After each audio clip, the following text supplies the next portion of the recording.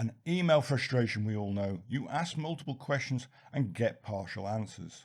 And the tough one is always ignored. Top engineers, they write emails that get answers fast.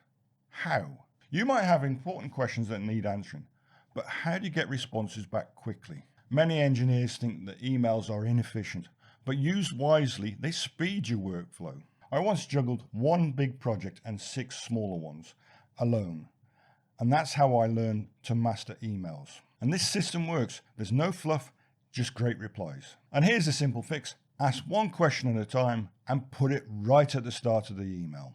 Let me show you how it works. For this one, hi Bob, how many switches do we need for the front panel? That's it, straight to the point. When you lead with a critical question like this, it's almost impossible to ignore. Now you can ask more than one question, but only if the questions are simple. But make sure you use bullet points or numbers. It's easier to see. Compare this. How many switches do we need for the front panel? Also, what color should they be? And do we need these by Friday? And on screen with the bulleted layout, you can tell it's much easier to read. But if it's a complex question, the kind that needs real thought or a detailed response, then that needs to be its own separate email. One question, one email. Here's another pro tip. If your question needs some background or context, then structure it like this. Ask the question first, then explain why you're asking, and then ask the question again. For example, let's look at this one. Hi Bob, what's the budget for our new server setup? I'm finalizing quotes from vendors and need to know what range we're working with. So again, what's our budget for this? Now this is a bit short and sweet, but you can imagine bulking that out with complex details. This approach does 3 things. It puts the question front and center. It gives them the context that they need to answer correctly. The repetition of the question at the end makes it crystal clear what you need from them. No more excuses for unanswered questions. I want to take this further. If it's really important, put a deadline on it. Something like this.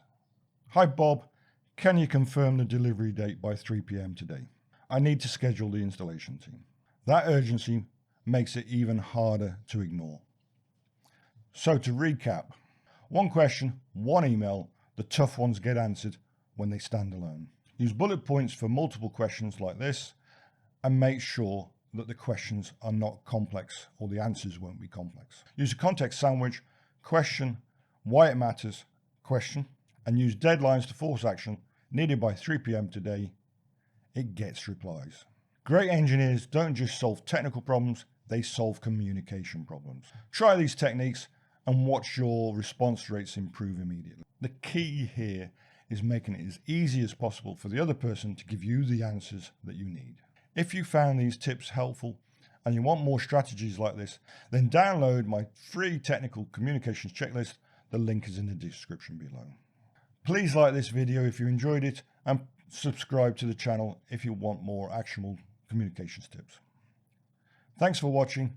See you next time.